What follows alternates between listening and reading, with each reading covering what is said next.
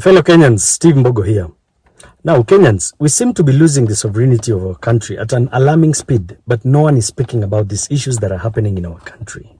Now, earlier this year, I mentioned very well that there's a very big global agenda to create what we call the New World Order. And it is evident that Kenya has been chosen as the pilot country for these implementations. We are losing our major sectors to these globalist organizations by design. As we speak today, the globalists are taking charge and are taking control of our farming and food production sector. As we speak today, the globalists are taking over our entire health sector. As we speak today, the globalists are taking control of our logistical or transport hubs and networks in this country. As we speak today, the globalists are taking over our energy sector. As we speak today, our entire educational sector is also in their hands. We saw that the central bank also approved one of the globalist organizations to set a farm in this country in the name of JP Morgan. And now they are coming for the economical sector or the banking sector. Now remember that he who feeds you and he who controls your movements and he who controls your health and he who controls your money and he who controls your educational level controls you fully. Now, Kenyans, we are busy discussing politics of replacements of the deputy president and all these shenanigans that are going on.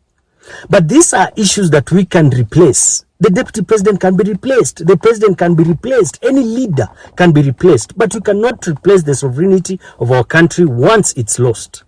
So I want Kenyans to take keen and understand that this is a very big global agenda to take over this country. Today, they've taken over the entire farming sector and food production through policies. And these are policies that started 5, 6, 7 years ago. The seed policies, the livestock policies, the agricultural policies we are seeing and land policies are all towards ensuring that no one is able to afford or do farming in this country and create a leeway for the globalist organizations to take full control of the agricultural practices in this country. Today, we are seeing implementations in the health sector, creation of things like SHIF and SHA that no one seems to understand what they are. These strategies are simple to ensure that there is total control of our health care. That is to ensure that there is total implementation of the vaccine mandates, total implementation of what we call the transfer of properties from individuals to globalist organizations through this healthcare system. And it will come, my brothers and sisters. They are taking over the entire energy sector in the name of one of the biggest companies, Adani, that it's able to do power lines. And it's very sad that some of our leaders are now approving that Adani is a very good organization. Do your home ground check. Look at the situation of Adani with the Bangladesh government. They are crying because of Adani taking control of their energy. Remember that he who controls your energy controls the country. They will decide when we will have energy and when we will not have energy. So it's about control. Today we are seeing our major transport hubs, like the airport, has been taken over by these globalist organizations. And Kenyans should do an independent research, and you'll find out that Adani is one of the biggest organizations in the World Economic Forum. And the World Economic Forum is the leading organization that is creating what we call this implementation of the New World Order. They're taking over the airport. Remember, he who controls your transport hubs like the airport controls what is going in and going out of your country. So that is also part of the agenda. Next will be the ports. Next will be the railway lines. We are going to see all these things being implemented here. Today, as we speak, there is total chaos in the education sector. And this education sector, you realize that we even have globalists who are in charge of some of our universities, some of our implementations and educational courses. So we need to wake up, Kenyans, and understand that we are losing our sovereignty at an alarming stage. Today, we are seeing the implementation or the globalist organizations coming in also to take charge in the banking sector.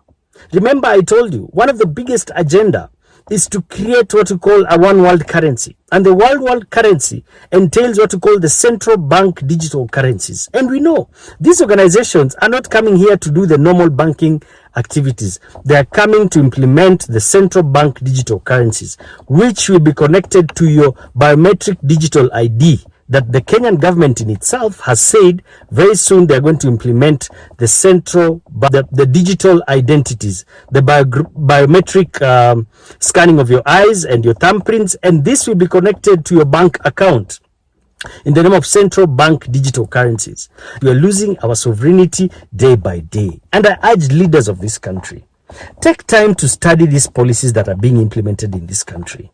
Take time and understand that you are not on the table with these globalists, but you also be in the menu.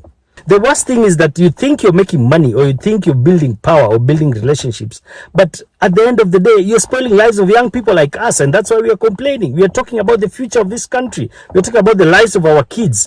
Which country will you leave our kids in? And even if you're forced to do it, let Kenyans understand where you're taking us, so that if we go into that hole, we'll make sure we go into that hole with a rope, where we can pull ourselves out of that predicament or that hole. So I urge our leaders, please, all these policies that are being implemented have a very big global agenda. Take your time, study, and look at what is happening globally. And you'll understand that most of these policies that are being implemented here by the Bretton Woods institutions, by the World Economic Forum, by the United Nations, by the World Health Organizations, are all geared towards one agenda, and that is the New World Order agenda. So leaders, you need to wake up and understand that this is our country. We don't have anywhere else to go, but it is our obligation. It is our patriotic duty as Kenyans to come together, because no one has a monopoly of wisdom. Let us have a collective thinking on how to solve these problems we're experiencing. And let us start discussing the main issues and the main problems in this country. These are some of the main problems we're experiencing as Kenya. Forget about these political shenanigans, who has this position and the other one was. We've seen leaders before them. We will see leaders after them. But let us not lose our sovereignty.